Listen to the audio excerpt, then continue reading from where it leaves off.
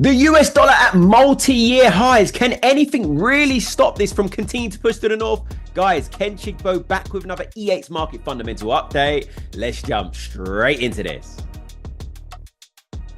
So the greenback has now been running aggressively to the upside for 8 consecutive weeks, guys. A powerful move for the greenback. The highest levels that we've seen since a couple of years now. If you have a look here on my screen, price action obviously running through straight to that 108 area, okay? We broke straight through 107 and extended into 108 before running into a little bit of supply.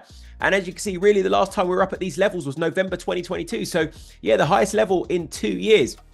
And obviously what's interesting before we go into the fundamentals, technically we were ready for this because we had this inverse head and shoulders here, right? This left shoulder, this head, this right shoulder. And we're forming a nice bullish flag, which we saw a nice breakout there into 105.50, retest, extension to the north, formed another flag here, which we were waiting, anticipating for that resumption to the upside. And then again, another break to the north. So everything right now, in terms of supporting the dollar, there's so many factors, right? We've been going over these in recent weeks. The Trump trade, right? With all his pro-growth policies, very much inflationary, very much going to slow the FOMC down from cutting rates.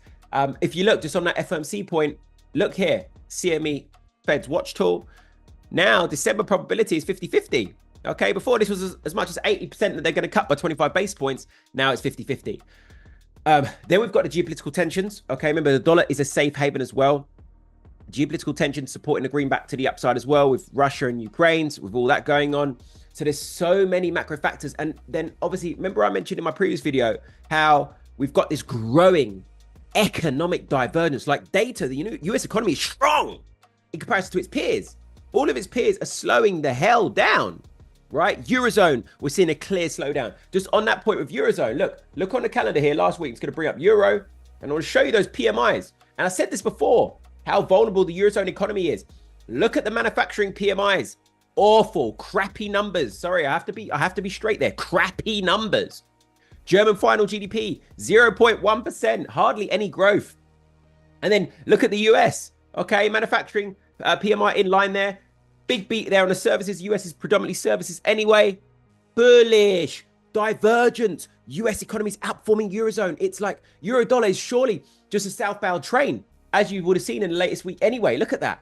Look at that. And what's interesting here, we took out heavy, not interesting, but it's noteworthy, heavy demand there at 105, psychological 105. And when you look, really the door is open towards parity. Look, we may see, I cleaned up my charts the other day, guys, but there's basically a decent amount of demand between sort of 105 and 104. So these two key zones. So around 105 and sort of 104 where we're at, thereabouts. What we may do, obviously for me, I still see this heading to the downside, but there may be room for a bit of consolidation subject to quite a quick consecutive drop down towards 105, in my opinion. You know, it's mirroring similar moves here. Okay, I still see this vulnerable. I only see this being a southbound train, and I expect the dollar to continue to outperform its peers in this coming week. Now, if we look at data this week, we're going to be focusing on GDP, right? I've said that US economy is running hot.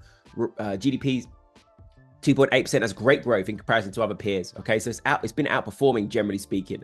Unemployment claims, we've had a good run of unemployment claims, less claims. The labor market we know is solid. We've got the Fed's preferred measure of inflation, which expect to remain sticky. We've seen, when you look at the latest CPI reading, CPI's consumer price index remains sticky because the economy's hot. What do we expect? So I expect those numbers as well to remain elevated, which would all be supportive of continuing to buy the greenback. So I expect another powerful week for the dollar bulls potentially. Obviously, at some point, we are going to be vulnerable to, correction, profit taking, all of that. But right now, all the macros are supportive of further dollar upside. Also expect some volatility for the New Zealand dollar because we do have the RBNZ rate decision, the Central Bank of New Zealand, where they're expected to cut again by 50 basis points. That's 2 consecutive cuts of 50 basis points from the Central Bank, if obviously they do it. And the reason for that is we've got a clear slowdown in the New Zealand economy. GDP is slowing down, consumer spending, retail sales slowing down. We've seen a worsening in the labor market. CPI, inflation's really cooling. So everything backs the case for that cut from the RBNZ and them to continue to leave the door open, especially how they've got a secondary impact from the slowdown in China as well. Remember, China is a big consumer of commodities, and obviously New Zealand with dairy, all of that. China's their biggest two-way trading partner. So I still expect the RBNZ to be leaving the door open to more rate cut action. Now, let's bring up the NZD chart here. Now, when you look at NZD, let's firstly go on a monthly a moment. I'm just going to go on a naked chart just so you can see. One moment. Ultimately, sorry guys, bear with me. Here we go. Let's go again. Step 3. Look, can you see where we've been ranging for quite some time? It's quite, I call this a range. It's getting narrow, narrow, narrow, narrow. And then look, if we just remove this, I'm going to mark up 2 just trend lines just so you can see really, really clearly. Let's remove that. Put a trend line here. You can just see how narrow sort of price action is moving within it was moving within a bearish sort of pennant. We could call it a triangular structure, a pennant, whatever you want to call it. But ultimately, we're sort of breaking, escaping this range now. And at the end of the day, there's this growing divergence between FOMC and RBNZ. The RBNZ are continuing to cut rates now, okay? And they're going to leave the door open to more. And the New Zealand economy is freaking slowing down. You see what I mean about how the dollar is just going to be this massive potential powerhouse in 2025 because US economy remains warm. Other economies are clearly slowing down. Look back here again on the weekly. Obviously, we could see that breakout. Yeah, nice little breakout there and leaving the door open to further downside. So I'm just going to remove this a moment anyway. We don't need that on there. We know that's significant breakout. So there's decent demand here at 58.50. Once we break this down, but look, there's a little fake out here. But once we break this down, look left, there's no reason as to why we can't challenge these 2022 lows, okay? If you look at price action, obviously it's just been consecutive to the downside. Look, I had a flag marked up there. Look, pennant breakout, flag breakout. Every pullback is being subject to being sold, okay? You can see clean structure there more or less to the downside with the lower highs, lower lows. And now, as I say, for me, I'm expecting this to head down towards sort of 56, 55 region, okay? Go and challenge 2022 lows as this economic and monetary policy divergence picks up pace. Also expect some volatility from the Australian dollar. We do have CPI data. Now, Australia is actually an interesting one right now because we have a bit of a divergence where the RBA have still not cut rates yet. General expectations have been shifted from their first rate cut from February to May. Inflation still remains sticky. Labor market is still hot. Consumers still generally confident and happy. So why should they rush to cut rates? There's still risks of inflation there. Now, CPI is expected to remain sticky at 2.5% if you look here on the screen. Their last decision, they left the door open. Well, they didn't leave the door open. They just said that rates are going to remain higher. Okay, but they didn't really mention rate cuts this time around and being a possibility, but they're going to keep rates high until the risks of inflation recede. Now, if you look here on a weekly, look at AUD versus other peers. You see when you look at other peers, they all finished in the red versus the dollar.